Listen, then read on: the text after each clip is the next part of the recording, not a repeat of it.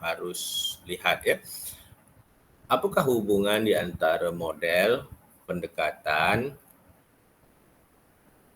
strategi, kaedah dan teknik dalam menentukan format RPH atau rancangan pengajaran harian yang sebagai guru kita kena merancang sebelum melaksanakan pengajaran. Bukanlah benda baru sebenarnya, mungkin tuan-tuan sudah pun melaksanakan dalam sepanjang tuan-tuan melaksanakan pengajaran di sekolah-sekolah. Ya. Sebab kursus ini memaklumkan kepada kita semua bagaimana caranya kita mengolah pengajaran kita secara yang betul. Adakah bermakna apa yang cikgu-cikgu laksanakan di sekolah itu tidak betul? Saya tak katalah tidak betul. Ya. Tidak ada satu cara pun yang mengatakan makan nasi dengan apa cara itu adalah salah. Contohnya, orang Melayu gunakan tangan kanan, katakanlah. Orang Eropah gunakan sudu dengan garpu. Orang Cina gunakan chopstick. Jadi, adakah kita kata salah gunakan cara yang berbeza itu? Salahkah? Tak salah pun. Tak salah pun. Tak ada satu pun yang mengatakan salah. Hanya cara menggunakan sesuatu untuk membolehkan makanan itu sampai ke mulut. Ya, masing-masing ada pendapat yang tersendiri. Mungkin kalau kita lihat orang lain menggunakan, bukan terus menggunakan dengan tangan dan jari-jari, tapi ada alat seperti sudu, garpu dengan chopstick atau apa-apa alat sekalipun. Ya, sebab merasakan bahawa mereka perlu menjaga kebersihan dan kesihatan kerana mereka menyedari mungkin tangan yang mereka gunakan adalah tidak bersih kerana digunakan untuk melakukan sesuatu pekerjaan dan sebagainya. Maka mereka perlukan alat. Contohlah, manakala bagi orang-orang kita Muslim, normally kita akan guna tangan dan jari. Ya, tak apalah kita merasakan itu adalah cara untuk kita menikmati makanan yang tersedia. Jadi, tapi kita tak boleh kata yang itu salah. Itu same. Keadaan yang sama juga berlaku dalam menentukan cara pengajaran. Apa yang tuan-tuan gunakan di dalam kelas itu kemungkinan telah menghasilkan murid-murid yang berpencapaian hebat. Ya, pencapaian hebat dengan cara masing-masing. Tapi yang saya nak tuan-tuan faham ialah, macam saya katakan, bila kita bawa kereta secara mudahnya analogi, kalau tayar depan dan tayar belakang itu tidak sejajar, alignment-nya tak sejajar, sudah pasti kenderaan yang kita bawa itu tidak ada dalam kedudukan yang stabil. Kita tak selesa untuk bawa. Kemungkinan gerakan tayar belakang dengan tayar hadapan itu tidak sama. Ya. Rasa akan bergerak ke kiri, kita pegang seolah-olah berat ke sebelah kanan dan sebagainya. Tak selesa untuk dipakai atau diguna. Tapi bagi yang tak tahu bawa kereta, dia rasa itu adalah perkara biasa. Ya, perkara biasa. Walaupun sampai bergegar steering, dia rasa itu biasa. Sebab itulah kenderaan yang dia pakai. Oleh kerana setiap hari itu satu-satunya kenderaan yang dia pakai, maka perubahan pada kereta dianggap biasa. Tetapi kalau dia pakai beberapa kenderaan, maka dia akan tahu mengapa kenderaan yang A ini rasa sangat berlainan berbanding kenderaan yang lain yang dibawa. Contohnya. Okey. Itu akan sedar. So sebagai cikgu, peranan kita ialah untuk kita tahu bila kita buat sesuatu, kita rancang sesuatu, kita laksanakan aktiviti itu, maka ia merupakan satu proses yang sejajar, berkaitan di antara satu sama lain. Ya. Contoh kalau tuan-tuan mengajar, kalau saya lah datang ke kelas atau ibu bapa murid datang ke kelas, saya tanya kepada cikgu-cikgu, mengapa cikgu mengajar seperti itu? Tuan-tuan mesti boleh memberi jawapan mengapa tuan-tuan mengajar seperti itu.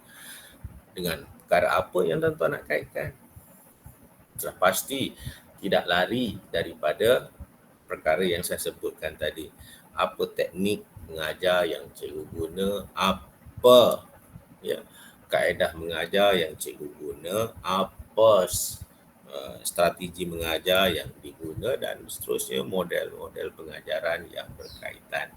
Atau lebih tinggi lagi, apakah teori yang mendasari pemilihan semua perkara itu. Jadi inilah yang menyebabkan kelebihan seorang guru yang terlatih berbanding dengan yang tidak terlatih. Cikgu mungkin semua, tuan-tuan ni mungkin sudah mengajar lama, tapi dikelaskan sebagai guru tidak terlatih. Guru tidak terlatih. Jadi kalau saya tanya tuan-tuan, ketika tuan-tuan dalam kelas, teori apa yang tuan-tuan guna? Pastinya tuan-tuan tak boleh jawab. Kaedah apa yang tuan-tuan guna? Pastinya tuan-tuan tak boleh menjawab. Betul kan? So hari ini kita akan jelaskan sejelasnya supaya tuan-tuan tahu ada rasional mengapa tuan-tuan mengajar seperti itu. Lepas ni kalau orang tanya, tuan-tuan boleh kaitkan semua perkara itu dengan jelas. Boleh faham ya? Okay, kita tengoklah setakat mana yang tuan-tuan rasa boleh faham ya. Kalau ada perkara yang nak ditanyakan, break, tanya. Jangan diam je. Saya akan pergi go through saja, laju je.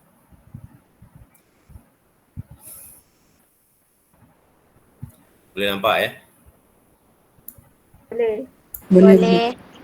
Okey.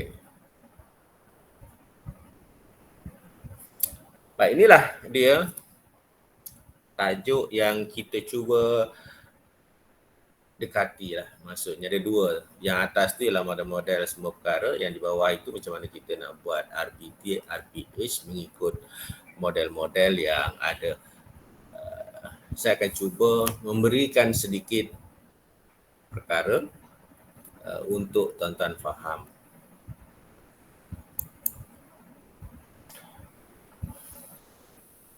Baik. Tuan-tuan tengok berdasarkan rajah ini.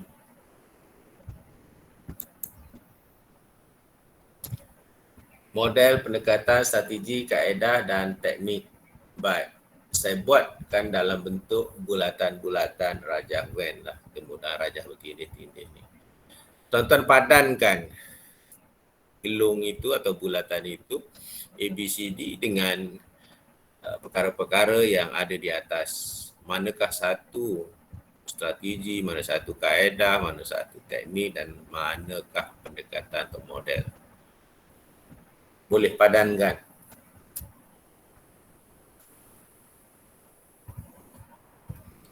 Maaf sir. Ya. Sir dia tunjuk slide lain ke? Sebab yang saya nampak kat sini dia ada tulisannya. Okey. Apa bendanya, tulisan apa? Bukan. Tadi dia tak keluar yang gelung-gelung yang saya cakap tadi. Oh pula dah. Okey. Okey. Siapa tahu.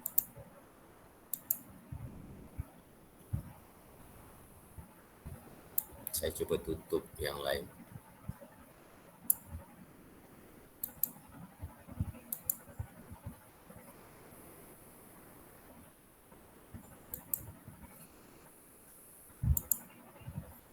So boleh nampak ya, clear ya? Nampak so. Boleh, clear. Okey, cuba.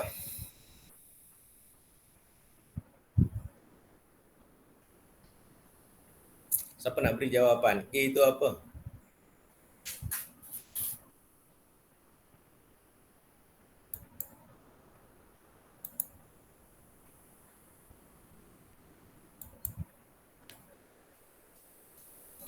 Saya cuba. Okey, terima kasih. Silakan. Kalau A itu adalah model apa yang kita gunakan. Okay, B pendekatan kita. Sama ada kita buat tadi pendekatan murid ke bahan ke apa semua. C adalah strategi kita untuk mencapai objektif. Okay, kaedah yang digunakan adalah D. Dan E adalah teknik mengajar seorang guru tu. Ya, betul ya. Jadi dengan mudah kita akan melihat hubungan di antara satu perkara dengan satu perkara yang lain.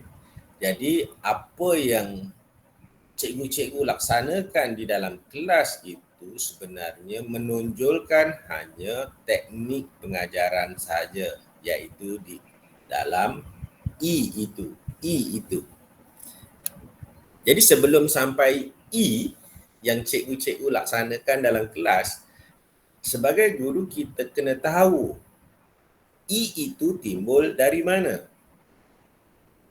Maka rentetan peristiwa sebelum itu kita kena tahu sebagai guru. D-nya apa, C-nya apa, B-nya apa dan akhirnya A itu apa. Sebab kita jump terus kepada E tanpa menyedari sebelum E ada lagi perkara-perkara yang cikgu kena tahu. D, C, B, A. Jadi hari ini kita cuba fahamkan supaya bila kita guru melaksanakan proses PDP di bulatan E, waktu yang sama sebenarnya kita menyedari ya, ketika kita nak laksanakan E itu, kita tahu E itu berada dalam D, dalam C, dalam B, dalam A. Boleh faham ya? So sebelum itu lagi, di luar bulatan A itu sebenarnya kita harus tahu ada lagi yang lebih besar. Itulah dipanggil struktur ilmu keseluruhan. Baik. Saya rasa tuan-tuan telah pun mengambil beberapa kursus ya, untuk membolehkan tuan-tuan faham. Contohnya sudah ambil kursus falsafah, betul kan? Sudah ambil kan? Sudah. Sudah ambil aplikasi psikologi? Sudah, alhamdulillah. Okey, sudah ambil sekolah dan masyarakat? Sudah. Sudah, alhamdulillah. Sudah ambil teknologi? Ya. Okey. Baik. Artinya sekarang ini tuan-tuan telah pun ada apa yang dipanggil basic knowledge untuk digabungkan supaya tuan-tuan tahu bila tuan-tuan mengajar, tuan-tuan berada pada kedudukan apa. Okey, contoh begini. Ada beberapa yang saya nak tuan-tuan tahu. Dalam aplikasi psikologi yang tuan-tuan sudah pun pelajari, ada 3, sebenarnya ada banyak lah ya, bukan 3, ada banyak. Tetapi yang paling dominan bila disebut teori pembelajaran. So ada berapa teori pembelajaran yang tuan-tuan kena tahu secara mendalam. Ya. Ada 3 sahaja yang dominan. So apa dia? Walaupun ada yang lain, tapi ada 3 yang dominan dalam psikologi untuk kita faham bagaimana manusia belajar. Siapa boleh ingat?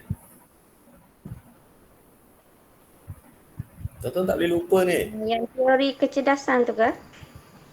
Teori Kecerdasan pembelajaran. Teori pembelajaran. Kumpulan ataupun learning theory family ataupun kelompok ataupun apa dipanggil, kumpulan teori-teori pembelajaran. Teori pelaziman klasik Pavlov ke? Itu termasuk dalam family apa? Behavior. Ya, satu ialah kelompok teori behavior. Teori pembelajaran tingkah laku. Itu kelompok dia. Dalam kumpulan teori-teori ini, itu yang ada pelaziman operan, pelaziman klasik dan sebagainya lagi. Itu satu kelompok. Kelompok yang kedua? teori pembelajaran Teori kognitif. kognitif. Sekarang baru tahu kan dia sebut. Jadi dalam kelompok teori pembelajaran kognitifnya ada teori-teori apa agaknya dalam tu?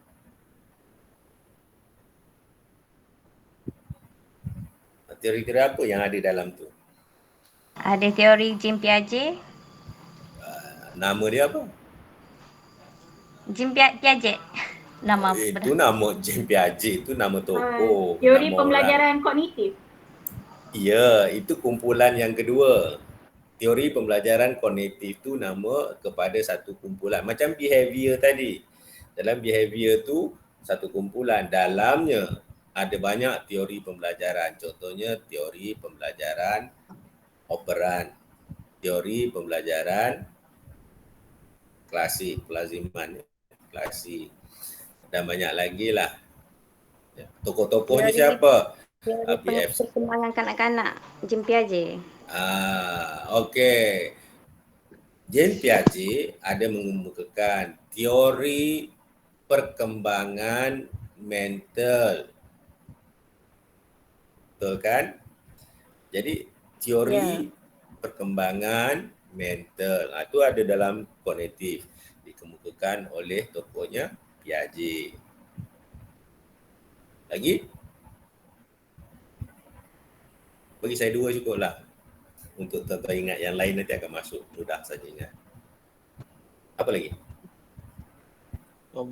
Vygotsky tu boleh sir. Boleh apa? Teori apa? Nama dia. Vygotsky itu tokoh. Teori perkembangan kognitif Vygotsky. Okey, boleh. Jadi kalau kita tengok, ada banyak lagi lah ya teori-teori yang ada. Tak apalah, dah tahu. Itu family yang kedua. So family yang ketiga namanya apa? Teori pembelajaran sosial. Okey, teori pembelajaran konstruktivisme ataupun sosial pun boleh ada dalamnya. Jadi teori behavior itu satu keluarga, teori kognitif satu keluarga, so satu lagi ialah teori pembelajaran konstruktivisme. So, apakah nama-nama teori yang ada dalam konstruktivisme ini? Bagi saya satu contoh.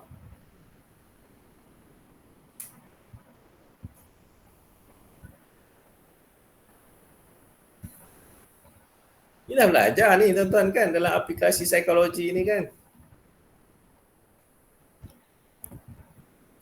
Bandura, sir. Apa dia? Bandura tu nama orang. Teori pembelajaran sosial Bandura. Okey, boleh. Okey. Kemudian yang Vygotsky pengalaman pembelajaran oleh Vygotsky juga ada. Kemudian Piaget juga ada mengemukakan teori-teori dalam konteks konstruktivisme. Sebab kumpulan teori kognitif sebenarnya ditubuhkan, aliran fahaman ini dipopularkan atau dipelopori oleh Piaget dan Vygotsky.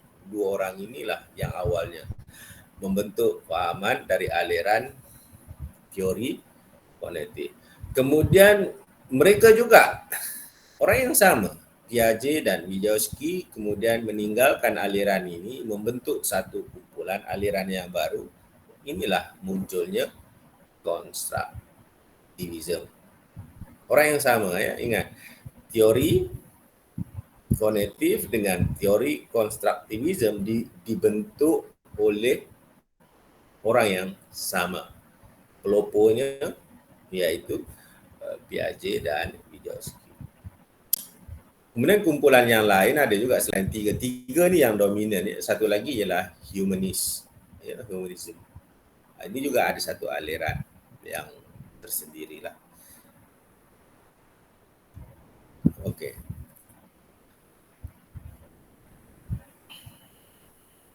Untuk mudah saya nak bawa kepada,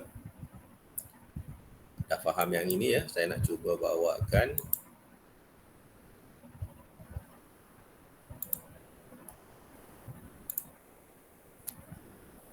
Sekarang kita tengok bagaimana model-model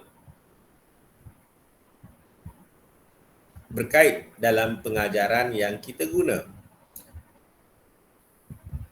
Tadi saya katakan yang di atas itu, yang di atas teori behavior. Bila kita guna teori behavior, model apa yang kita akan guna dalam mengajar?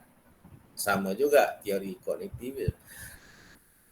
Kemudian agak-agak tuan-tuan lah, ya. Modal sistem sosial ni. Ini teori apa yang di atas tu? X tu. X tu apa? Agak-agak. Sosialism. Ya, apa dia? Sosialism. Sosialisme. Kan? Pasal namanya sosial. Konstruktivisme. Okey, X itu lebih tepatnya ialah konstruktivism, ataupun satu lagi dia juga sama dengan teori dalam sosiologi. Sebenarnya tadi yang saya baru tanya ialah teori psikologi. Sebelum tu saya nak tuan-tuan faham, tuan-tuan sudah pun belajar sekolah dan masyarakat kan? Tadi saya tanya. Dalam sosiologi, ada 3 teori yang utama bagaimana manusia dan masyarakat itu bersatu. Ada 3 teori bagaimana manusia dan masyarakat itu bersatu dalam satu sistem sosial, Siapa masih ingat? Apakah teori yang ada dalam sosiologi ataupun teori yang berkaitan dengan hubungan manusia dengan persekitaran masyarakat?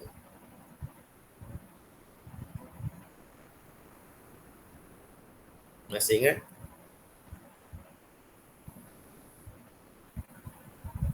Teori fonsilisme. Apa dia? Teori fonsilisme. Okey, good. Lagi yang kedua? Teori konflik. Okey, yang ketiga? Teori interaksionalisme. Okey, masih ingat pun tuan-tuan ya. Jadi itulah 3 teori yang ada dalam sosiologi atau memberikan penjelasan bagaimana manusia hidup dalam lingkungan masyarakat. Yang pertama ialah teori fungsi atau fungsionalisme. Jadi teori fungsi ini meletakkan bahawa manusia ini pada asasnya ialah hidup untuk memenuhi peranan dan tugas dalam masyarakat. Masih ingatkah tuan-tuan dalam sejarah Melayu dulu, sistem sosial Melayu ini, masyarakat Melayu ini ada berapa lapis? Struktur sistem sosial masyarakat kita ini dulu ada berapa lapis? 4 lapis. Apa dia yang atas sekali? Jadi raja. Kemudian, Dia pembesar ya, lepas tu, tu rakyat ke kerajaan? Tu bahasa hamba kan? Ya, rakyat dulu. Hamba bolas. jangan kali. Okey, lazimnya ada 4. Ya, yang atas sekali puncak tu raja, diikuti dengan pembesar, kemudian rakyat dan akhirnya hamba. Itu ialah strata atau struktur masyarakat. Boleh tak kalau kita lihat begitu, golongan hamba boleh tak naik menjadi peringkat pembesar atau raja? Boleh kot. Takkan boleh ya, sebab raja itu ialah warisan. Sama juga pembesar juga lazimnya warisan yang dilantik oleh raja-raja atau sultan. Jadi masyarakat ini hidup memainkan peranan yang telah ditetapkan dalam masyarakat dia. Kalau ia lahir dalam kelompok hamba, maka hambalah dia selamanya. Walaupun dia seorang yang pintar, yang pandai dan sebagainya, dia akan naik ke strata yang seterusnya. Sama juga kalau mereka adalah golongan rakyat, peranan dia adalah untuk setia kepada para pembesar dan raja-raja. Kesetiaan itu sedia maksudnya untuk berkhidmat mempertahankan raja dan negaranya. So, hidup dalam masyarakat yang berstrata ini adalah simple dan mudah. Hanya mainkan peranan yang sedia ada. Okey. Dalam konteks pendidikan juga sama. Dalam hierarki dalam kelas,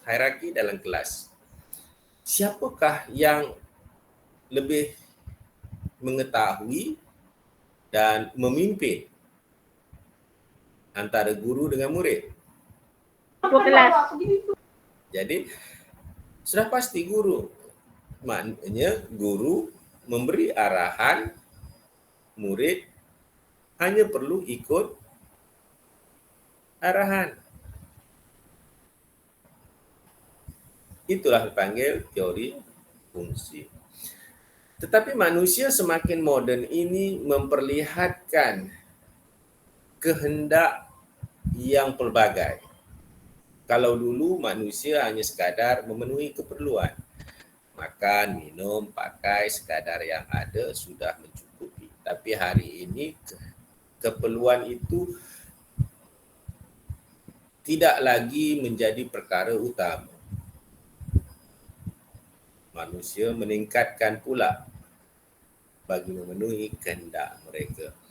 Ya, mereka perlukan rumah tetapi tidak mahu rumah biasa-biasa. Ya.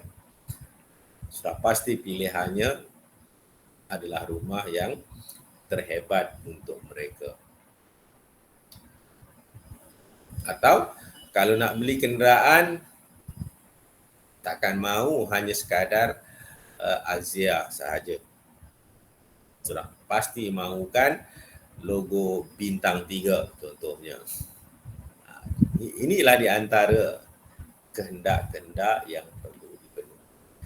Tetapi tanpa mereka sedar bahawa ada sesuatu yang tak dapat dipenuhi. Kehendak dia dengan apa yang dia ada bercanggah. Ya, bercanggah. Muncullah apa yang dinamakan konflik. Ya, konflik. Konflik berlaku apabila ada dua pihak yang bertelagah pendapat. So itulah konflik. Kalau dibawa dalam situasi dalam kelas, maka sebenarnya antara yang mengajar dengan yang belajar, mana satu yang penting? Antara pihak yang mengajar dengan pihak yang nak belajar. Yang mana satu lebih penting?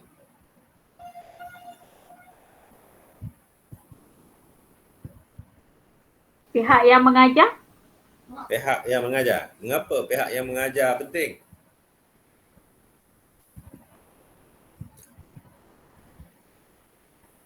Cuba saya beri analogi. Mengapa doktor ada? Ada pesakit. So, mana yang penting? Adanya pesakit atau adanya doktor? Adanya pesakit. Baik. Cuba kita tengok dalam proses pembelajaran di sekolah. Yang mana lebih penting? Murid atau cikgu? Murid. Murid. Iyalah, adanya murid maka adanya cikgu. Adanya yang nak belajar, maknanya ada demand, ada supply. Dia bermula demand dulu. Ada permintaan, baru ada penawaran. So di dalam konteks pembelajaran dan pengajaran, yang penting ialah pembelajaran itu, bukan pengajaran. Ya. Sebab itu kita katakan murid boleh belajar walau tanpa cikgu pun. Hari ini kalau kita perhatikan di seluruh dunia, istilah homeschooling yang saya sebutkan, homeschooling itu sudah pun menjadi satu fenomena, sudah berkembang. Di Malaysia sudah berkembang. Kalau tuan-tuan perhatikan, ada berpuluh ribu murid-murid atau kanak-kanak di Malaysia tak pergi sekolah pun. Ibu bapa mereka mengajar anak mereka di rumah. Dan saya yakin pada masa depan homeschooling ini akan menggantikan sistem sekolah yang ada. Tak tahulah waktunya bila, tapi nampaknya perkembangan ini sudah menjadi semakin pesat. Tuan-tuan, ada persatuan di Malaysia ni, persatuan ibu bapa homeschooling. Bukan hanya persatuan ibu bapa kat sekolah. Ya, homeschooling sudah ada persatuan ibu bapa. Dan mereka sedang berkembang untuk apa ya? Sebab mereka ada kelompok yang tidak suka tentang sistem sekolah di Malaysia ini. So mereka buat satu bentuk sistem baru, bukan baru, homeschooling ini dah lama ada di dunia, cuma di Malaysia ini adalah sesuatu perkara baru saja. Jadi saya nak tuan-tuan faham bahawa teori konflik dalam sosiologi ini memunculkan konflik antara murid dengan cikgu. Murid yang nak belajar tetapi dinafikan kehendak mereka atas prinsip pengajaran oleh guru. Ya. Ini berlaku. Misalnya bila murid nak mula bersuara, cikgu kata diam, duduk diam. Murid baru nak keluarkan idea pendapat, duduk diam, suruh duduk diam. Bila murid mengeluarkan sesuatu yang bertentangan dengan pendapat guru, dikatakan, itu salah.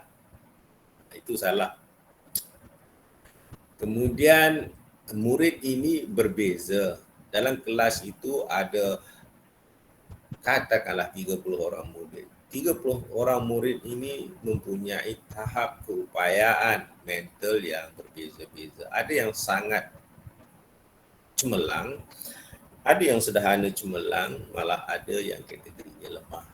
Tetapi cikgu melihat mereka sebagai individu yang sama mengikut kacamata cikgu kan. Murid itu dianggap levelnya sama je.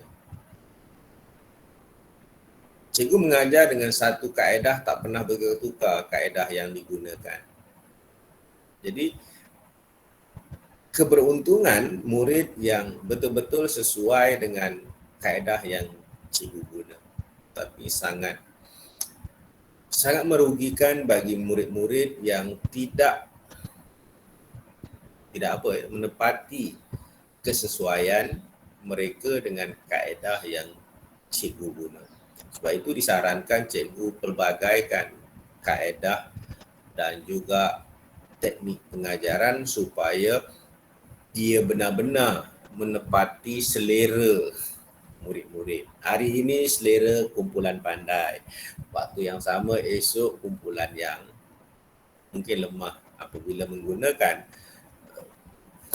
kaedah yang berbeza. Ini maksudnya ya.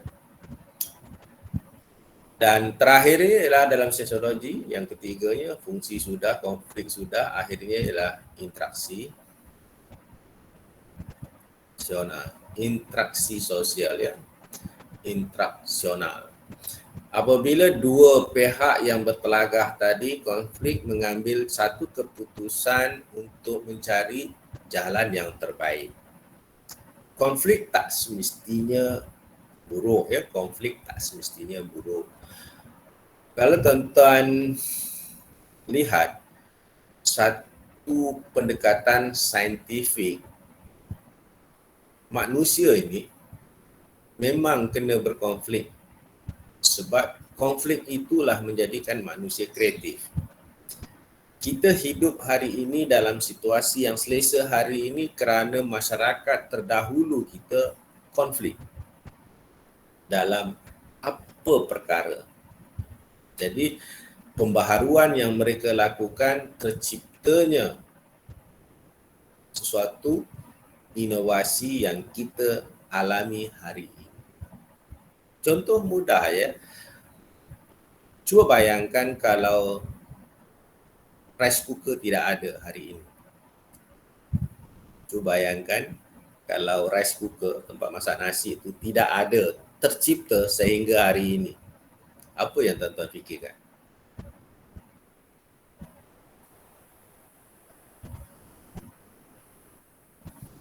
Tuan-tuan boleh fikir?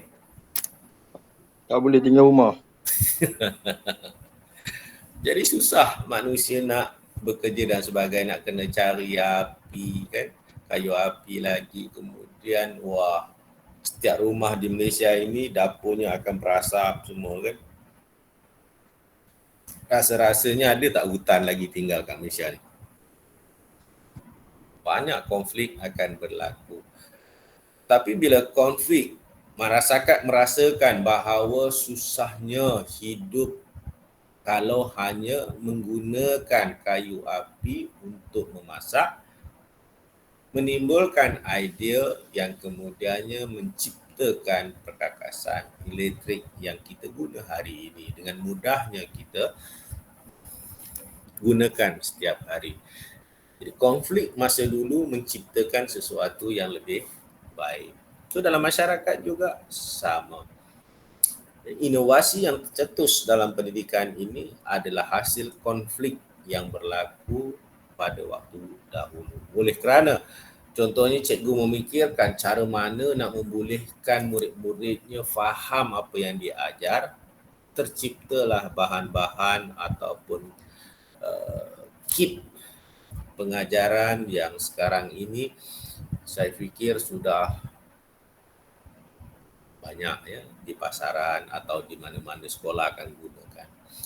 So inilah yang baiknya. Jadi maknanya gabungan satu teori psikologi, yang kedua teori sosiologi. Ya.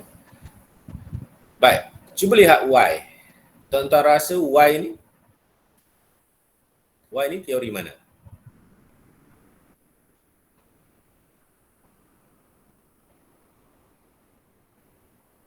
Tembak je, apa susah? Bukan salah pun. Teori behaviorisme, teori kognitisme, teori konstruktivisme. So Y ni apa?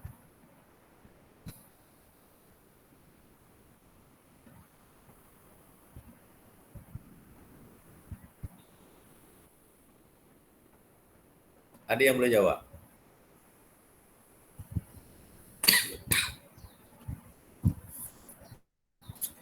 Tadi pun ada pernah saya tersebut ya. Saya kata dalam aplikasi bagaimana teori pembelajaran berlaku, saya kata ada banyak teori, tapi yang dominan adalah 3. Ya. Tetapi saya tak sebut tadi, ada teori lain, di antaranya ialah apa? Selain behaviorisme, kognitisme dan konstruktivisme, satu lagi. Kalau tuan-tuan pernah dengar tadi, saya sebut satu teori.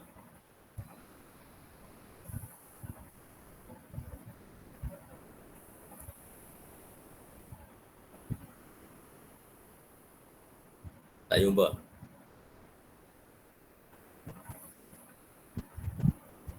Teori humanisme, ya, humanisme.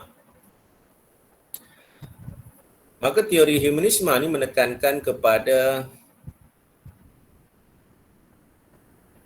pendapat individu, personal, bahawa individu ini mempunyai kelainan. A dengan B walaupun kembar tetap mempunyai kelainan. Walaupun dari segi fizikalnya nampak sama, tapi mesti ada kelainan. Ya, takkan 100% sama. Mungkin mak bapak ada boleh cam lah. Kita yang sekala berjumpa pastinya tak akan dapat cam. Baik. Dan mutakhir ini dalam perkembangan semasa, maka muncul satu teori apabila pengajaran ini menggabungkan kepelbagaian model-model yang ada, dipanggil model hybrid. So model hybrid ini datang dari teori apa?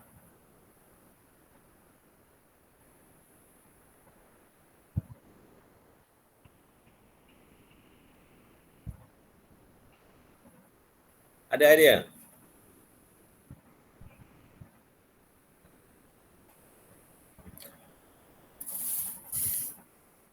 Siapa yang mengatakan bahawa manusia ini sebenarnya mempunyai lebih kurang 9 kecerdasan?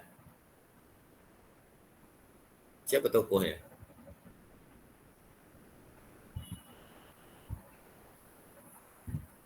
Tidur semua ke? Howard Gardner. Ya. Gardner ke? Tahu pun, betul. Howard Gardner kan? Jadi Howard Gardner kata bahawa okey, manusia ni ada banyak kecerdasan. Jadi mengapa tidak kita berikan lebih daripada satu tumpuan untuk bangunkan kecerdasan. Maknanya dalam pendidikan bukan hanya untuk kita kecerdasan sensor mendengar, ya, telinga je, bukan begitu. Ada 9, maknanya kalau boleh 99 melalui gabungan pelbagai media. Inilah dia idea asalnya menimbulkan model hybrid. Sama juga ada satu lagi model dipanggil model apa ya, yang berkaitan dengan teknologi. Jadi kalau kita lihat, apabila pedagogi digabungkan dengan teknologi, ia membolehkan model hybrid ini dikembangbiakkan. Dulu, kalau tuan-tuan pernah dengar istilah PJJ.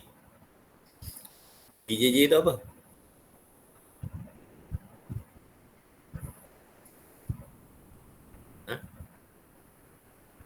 Pendidikan jarak jauh.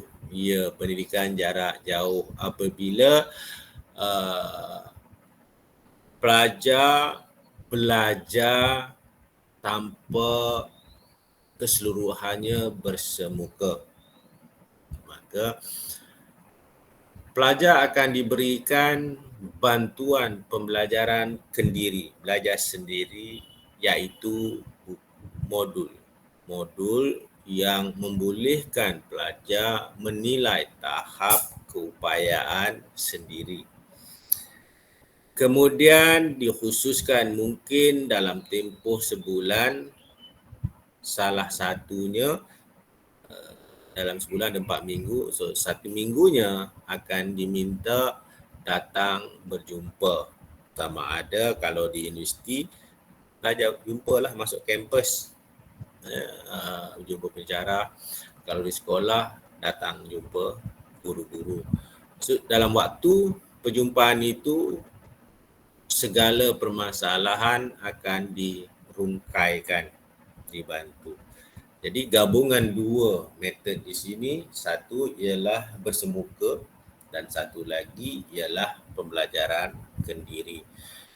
Jadi ada dua itu, itulah yang menamakan dia hybrid. Apabila negara kita berhadapan pandemik COVID-19, betul kan? Kalau dulu tak berapa popular hybrid ni mungkin pada kereta, dia popular lah kereta hybrid. Dulu kita pernah dengar juga kan istilah kacukan. Contohnya projek ternakan di Malaysia ini pernah melakukan kacukan antara lembu dengan seladang. Apakah hasilnya? Apabila dikacukkan lembu dengan seladang, anak hasil daripada kacukan itu dinamakan selembu. Selembu. Pernah dilakukan di Malaysia. Kemudian dalam projek ternakan, ternakan ikan. Juga ada beberapa spesies ikan yang dikacukkan. Misalnya keli yang ada di negara kita dengan keli Afrika. Sebab keli Afrika saiznya besar. Ikan keli di Malaysia dia lebih tahan lasak dan lebih digemari oleh penduduk Malaysia. Jadi dikacukkan keli tempatan dengan keli Afrika. So banyaklah. Itu hybrid juga. So dalam pendidikan, dalam pandemik COVID-19 ini, maka beberapa kaedah dimunculkan. Bermula bila sekolah ditutup, PKP sepenuhnya, maka murid mula-mula sekali belajar gunakan kaedah modul saja. Cikgu hantar latihan-latihan ke rumah murid jawab, hantar balik. Tapi kemudian juga combinekan, tambah satu lagi, gunakan online, Google online bersemuka. Seperti sekarang inilah Google online. Baik. Dan sekarang bila pula dibuka, sekolah dibuka separuh-separuh. Hari ini grup A, minggu depan grup B. Juga hybrid. Bila mana yang separuh ini masuk ke kelas mengajar, golongan yang separuh lagi di rumah menonton. Gunakan online sistem. Minggu depan terbalik. Yang tadi ada dalam kelas duduk di rumah, yang di rumah sekarang masuk dalam kelas kumpulan B. Ini juga hybrid. Jadi apa cara pun pendidikan tetap dilaksanakan. Jadi sebenarnya inilah dia family atau kumpulan model-model. Tadi kumpulan teori, sekarang di bawahnya ialah model-model. Nampak tak hubung kaitnya? Saya nak terangkan model di atas ni ialah teori, kemudian model. Kenapa pula yang di bawah? Yang di bawah inilah model-model yang kita nak guna. Tuan-tuan guna. Kalau kita base kepada teori behavior, model pengajarannya ada banyak ya. Saya hanya berikan 3 sajalah. Tak payah banyak. Nak banyak lebih tahu, bacalah buku model-model pengajaran ini. Tuan-tuan akan dapat banyak. Satu ialah rational objective. Inilah yang selalunya kita guna di sekolah. Cikgu akan tetapkan objektif, kemudian pilih apa yang nak diajar, lepas tu susun langkah-langkah pengajaran dan akhirnya nilai lah. Jadi yang kedua mastery. Mastery ni sama. Cikgu akan tetapkan hasil pembelajaran, kemudian cikgu laksanakan pengajaran, kemudian cikgu nilai. Adakah murid sudah capai atau belum? Kalau sudah, kita akan teruskan hasil pembelajaran yang kedua. Ya. unit pembelajaran yang kedua. Kalau tak boleh capai, kita akan naik balik lah. Maknanya tak boleh terus ke unit pembelajaran yang kedua. Kena betulkan dahulu pengajaran itu supaya murid boleh capai. Uji balik, kalau dah dicapai, baru teruskan pengajaran bagi unit yang kedua. Langsung ni direct. Ini ialah kuliah, sistem kuliah ya, bersemuka secara langsung. Baik, kalau memproses maklumat, ini kognitif dan juga gabungan yang ada. Ini lebih berpusatkan kepada murid, inquiry, induktif atau advanced organizer. Tuan-tuan tengok.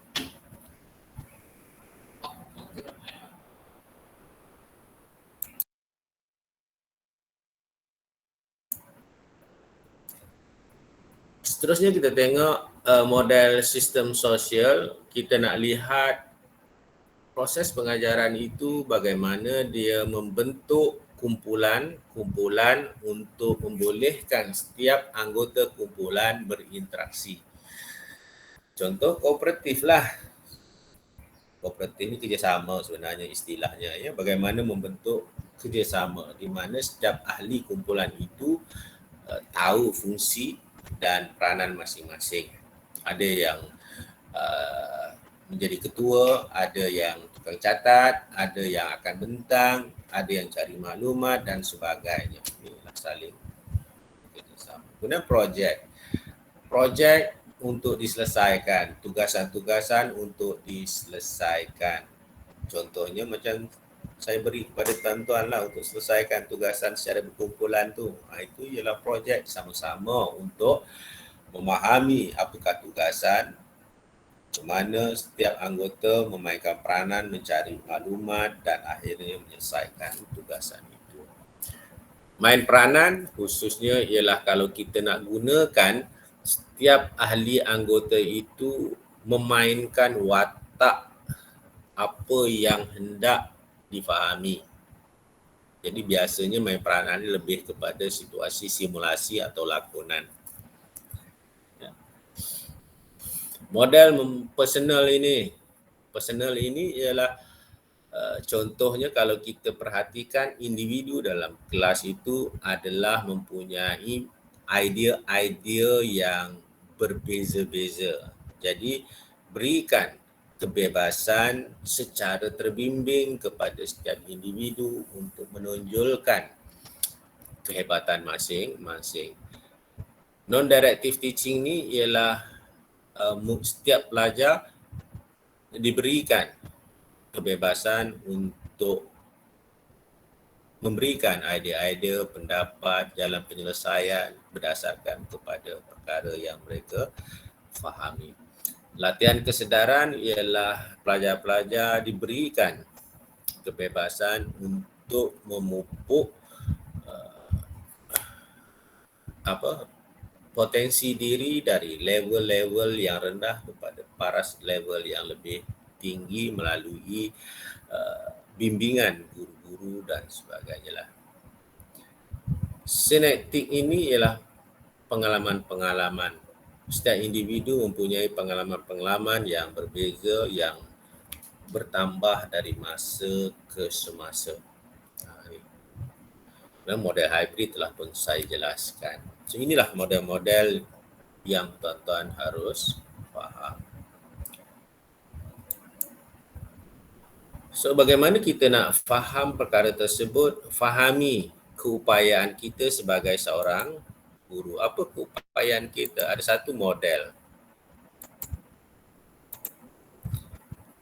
Tuan-tuan boleh baca artikel yang ditulis oleh Schulman ini. Seorang tokoh yang mengkaji tentang bagaimana seorang guru seharusnya membina pengalaman profesional mereka. Ini apa tadi yang saya sebutkan bergantung kepada kebolehan guru-guru lah. Apa dia model yang terkenal yang dikemukakan oleh Schulman, ringkasnya dipanggil PCK. Ini bukan singkatan Puah Cukang. Masih ingat tuan-tuan drama komedi Puah Cukang? Masih ingat lagi. Kelakar. Ya mudah nak ingat. PCK tu sama dengan Puah Cukang. Tapi istilah yang sebenarnya ialah pedagogical content knowledge.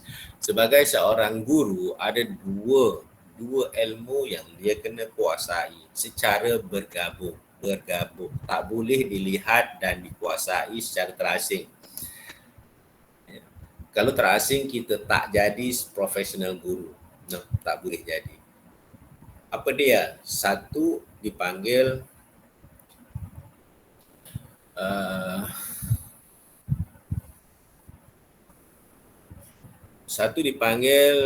content knowledge. Tengok yang sebelah kanan itu. Content knowledge. Content knowledge maknanya ialah kita sebagai seorang guru kena menguasai kandungan mata pelajaran masing-masing.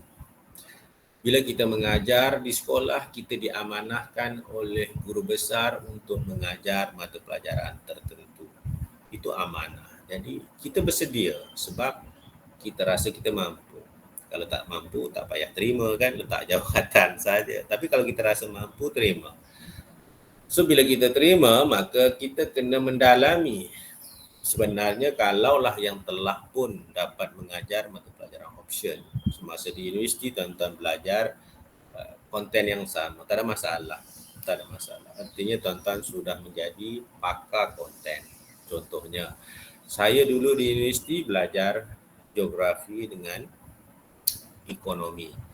Jadi konten geografi dengan konten ekonomi adalah dua perkara yang telah saya kuasai dan telah pun saya peroleh sejak saya sekolah, sebab subjek geografi telah dipelajari dari sekolah rendah.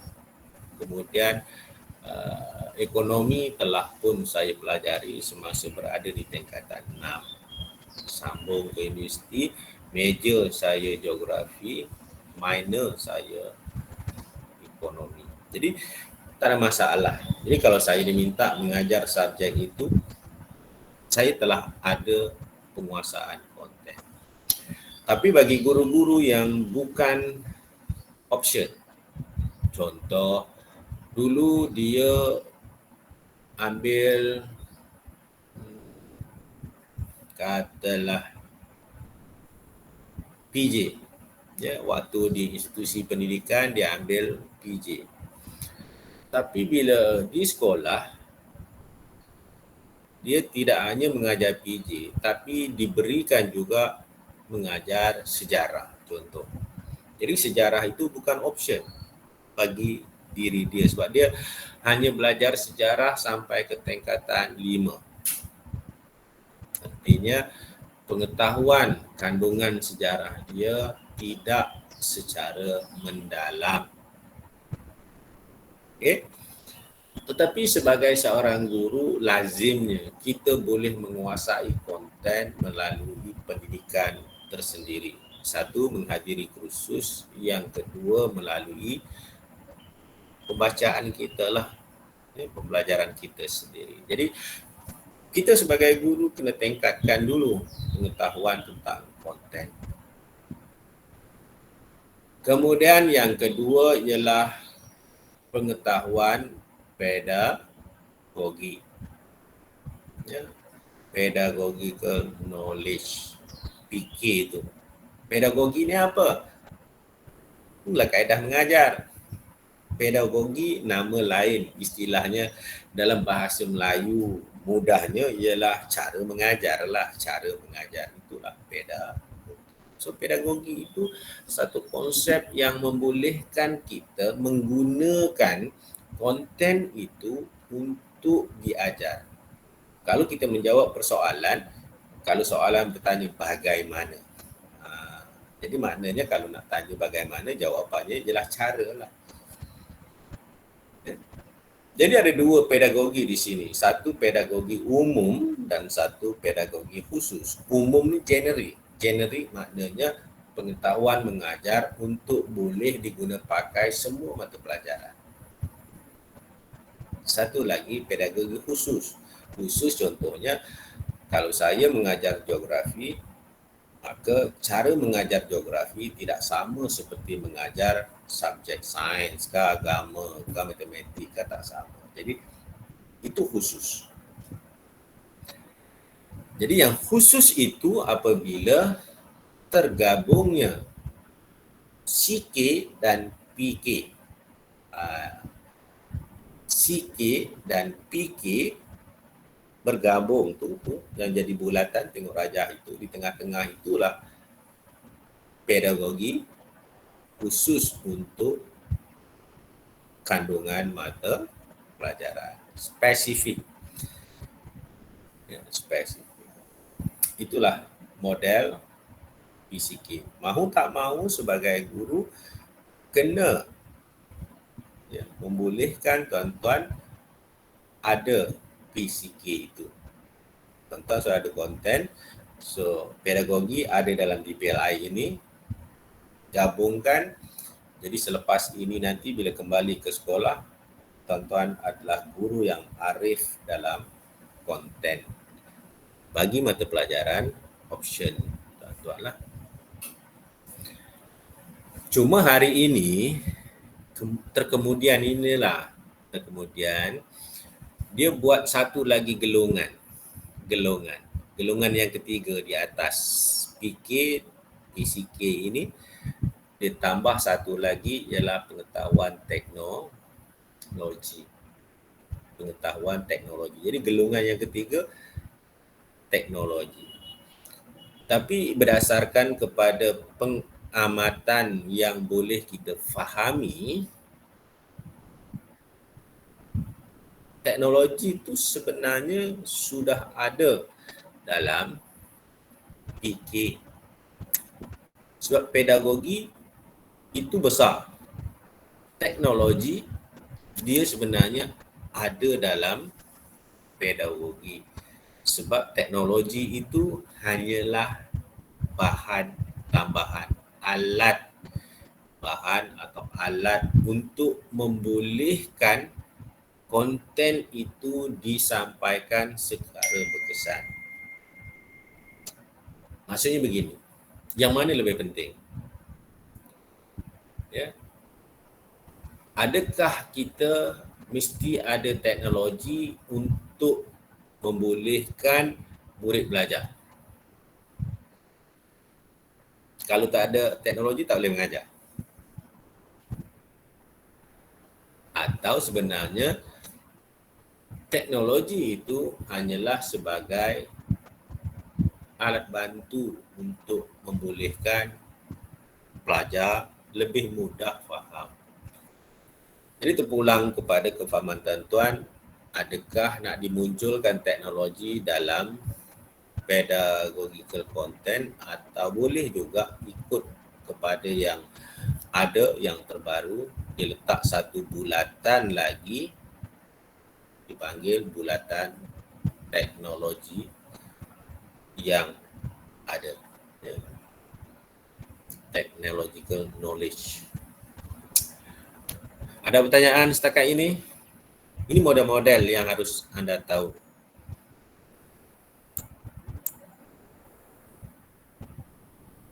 Ada pertanyaan terus tanya ya.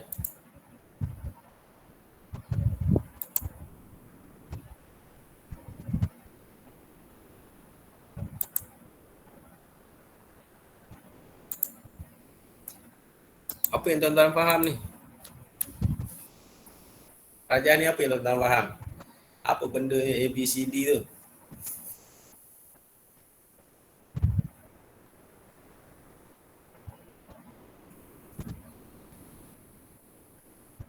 Boleh reverse kembali saat kita berjumpa kali yang pertama tempoh hari. Ada struktur ilmu kan?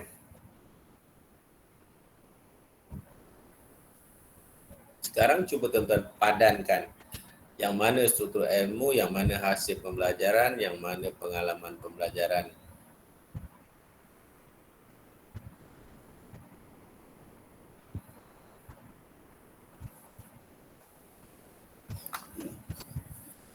Boleh? Tembak. Dia diam aja, mungkin saya cakap seorang eh.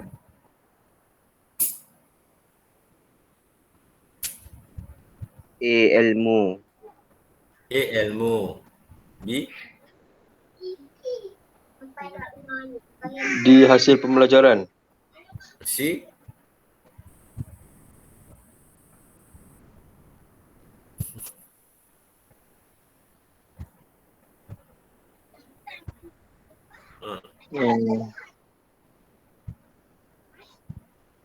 Dia apa?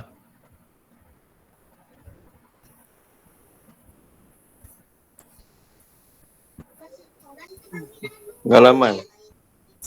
C. Pengalaman. D apa? D. Hasil. Banyak sangat bunyinya. Okey, A ialah struktur ilmu, B ialah pembelajaran, C ialah pengalaman dan D ialah pengalaman pembelajaran. Maknanya apa? Maknanya di sini kita nak tengok hubung kait. Ilmu dekat dunia ni ada banyak. Ada, atau nak kata ya, dalam Islam pun kita faham macam lautan, dan apa yang ada pada manusia ni macam setitik air lautan. Maknanya ilmu ni terlalu banyak. Katalah kita nak menguasai ilmu dalam konten yang kita ajar, mata pelajaran yang kita ajar. Ya. Jadi struktur ilmu dalam mata pelajaran yang kita ajar itu, dia membabitkan dua pengetahuan. Satu pengetahuan deklaratif, satu pengetahuan prosedural. Ataupun yang lainnya juga tuan-tuan baca ada apa yang dipanggil pengetahuan sintek dan pengetahuan substantif. Itu nama lain. Kalau tuan-tuan terbaca jumpa perkataan itu lebih kurang sama je. Sintek itu ialah kebermanaan sesuatu ilmu. Maknanya ilmu tu apa gunanya kepada manusia. Tu ilmu tentang sintek namanya. Satu lagi ialah substantif. Substantif ni ialah pecah-pecahan. Untuk apa ilmu yang ada itu dengan hubungannya ilmu-ilmu yang lain. Sebenarnya sama. Yang kita dah bincangkan dulu dipanggil ilmu pengetahuan deklaratif, sama juga. Maknanya dalam ilmu itu kita kena faham di mana faktanya, di mana konsepnya, prinsipnya, teorinya dan generalisasinya. Setelah faham itu semua, barulah dia menimbulkan kebermanaannya kepada manusia. Kalau tidak, kita tak tahu pula. Contoh, ya, mengapa kalau kita baling objek ke udara, dia akan jatuh? Ada graviti. Okey. Tapi kalau kita pergi ke bulan atau planet lain, kita baling objek tak jatuh-jatuh pun, pasal apa? Sebab tak ada graviti kat sana. So, apa yang menyebabkan beza antara bumi ada graviti, di tempat itu tak ada graviti?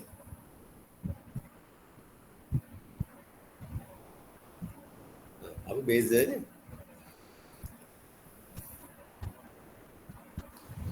Kat bumi kita duduk atas bumi. Aha. Dekat angkasawan tu, bukan atas bumi. Dia di udara. Katalah dekat bulan lah. Kan kita lihat Neil Armstrong ke apakah dulu menjakkan kaki di bulan, dia boleh terapung di udara.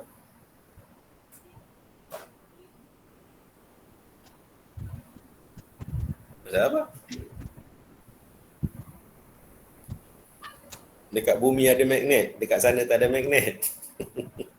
Keadaan yang berbeza lah.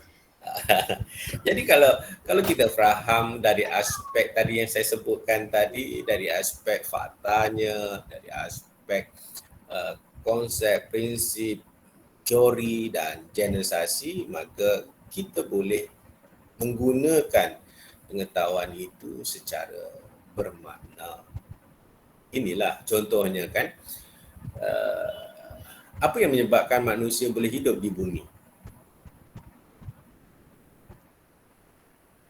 Ada udara. Ini ada keperluan yang boleh menyambung hidup. Air, udara. segala bahan makanan yang boleh dimakan, Betul. keperluan untuk hidup. Betul. Ya, sangat betul. Cemerlang jawapan tu. A+. Kalau saya tanya, boleh tak manusia hidup di planet Marikh? Tak boleh, tak boleh. Mengapa? Sebab tak ada air, udara, makanan, keperluan yang manusia perlukan. Okey. Tapi saintis menemukan bahawa manusia boleh hidup di planet Marikh. Kalau tuan-tuan baca artikel jurnal, sekarang ini beberapa negara kita di dunia ini, di bumi ini sedang berlumba-lumba mencari tempat di planet Marikh, iaitu planet terdekat dekat bumi. Yang ada sekarang ialah tanpa kita sedar ataupun kita sedar, Amerika dah ada, Rusia sudah ada, China sudah ada dan beberapa negara lain sudah pun meletakkan, orang kata macam kita kata pajak tempat lah, pajak tempat di planet Marikh. Mereka saintis berandaian bahawa bumi akan kiamat sebab tak tahulah ya, dikatakan yang akan menyebabkan bumi hancur, sama ada dikatakan meteor akan jatuh ke bumi ke apa ke, tak apalah, kita kata kiamat lah mudahnya kan. So bagi mereka kiamat itu hanya bumi, maka mereka sudah bersedia nantinya akan membawa penduduk negara mereka yang sudah pun ada tempat di planet Marikh, Mars. Macam mana mereka boleh tahu bahawa di planet itu manusia boleh hidup? Tadi tuan-tuan kata tak boleh hidup kan? Tapi mereka telah pun mengkaji dan mendapati manusia boleh hidup. Nampaknya rakyat Malaysia akan pupus ya. Manusia boleh hidup di sana dengan cara yang layak di planet Marikh tu. Bagaimana? Tadi kita kata bahawa mengapa di bumi kita berkatakan boleh hidup, tuan-tuan boleh jawab dengan tepat. Kalau cara di bumi tu memang tak boleh hidup di Marikh. Okey, macam mana boleh hidup di sana? Dengan caranya, itu yang tertidik lah. Dengan cara yang layak lah, layak dengan keadaan planet Marikh tu. Okay. Jadi sebab itu saya katakan tadi, untuk kita faham struktur ilmu yang ada, kita kena faham dari aspek pengetahuan deklaratif itu. Faktanya satu, konsepnya satu. Jadi kalau kita faham, maka ia akan memudahkan kita memahami perkara-perkara yang kita akan pelajari, menjadikan ia satu struktur ilmu pada diri kita. Contoh, kita boleh hidup kerana kita boleh bernafas. Kita bernafas memerlukan oksigen kan? Betul kan? Oksigen. O2, oksigen. Kita perlu air. Sebab air adalah sumber minuman. 75% tubuh kita adalah air. Air terdiri daripada H2O, hidrogen campur oksigen. Nampak tak? Baik. Bolehkah dua perkara asas ini diperolehi di planet Marikh? Jawapannya boleh. Bagaimana ia boleh ada? Sebab tak ada air pun. Di sana tidak ada air. Confirm tidak ada air.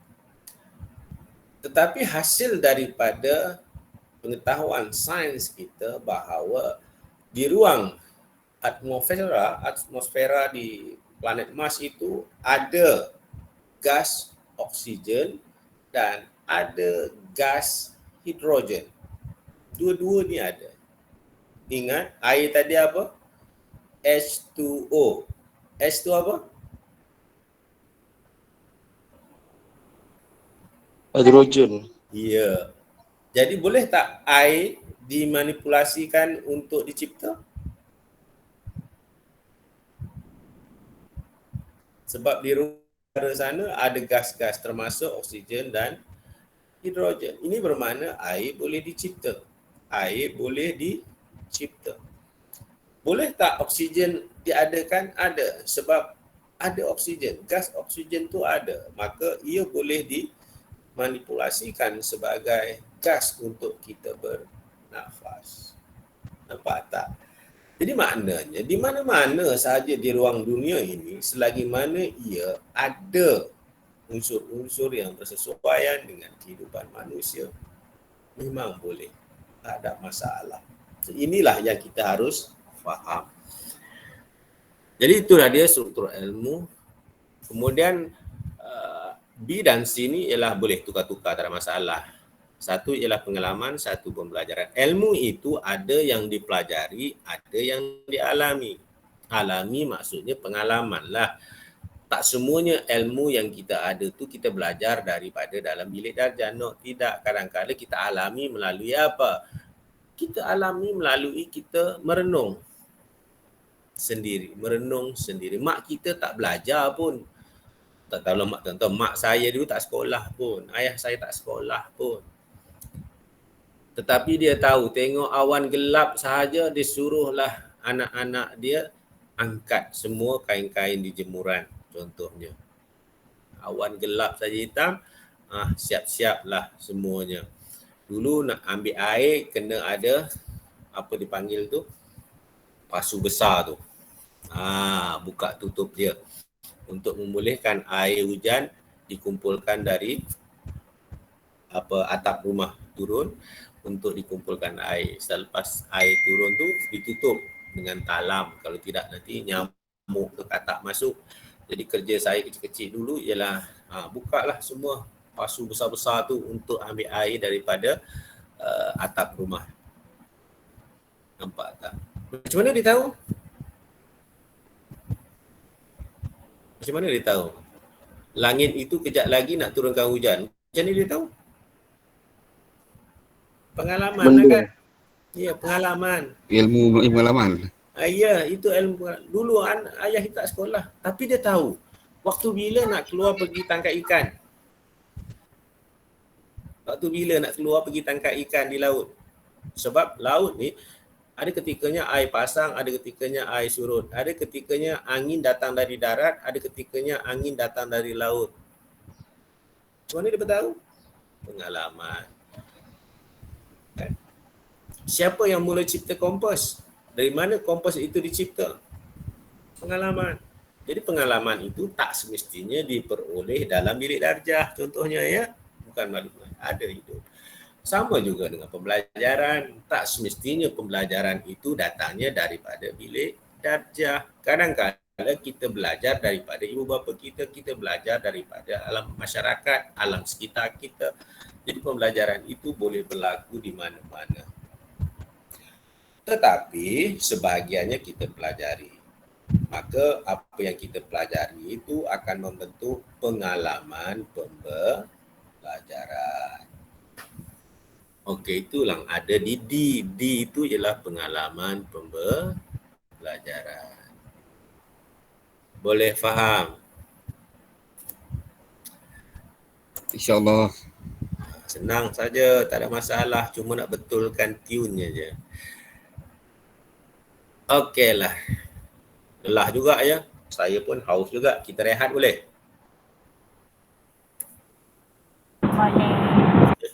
Kita rehat sekejap ya. Setengah jam. Saya pun lapar tak sarapan lagi. So kita masuk balik dalam pukul 11 boleh ya?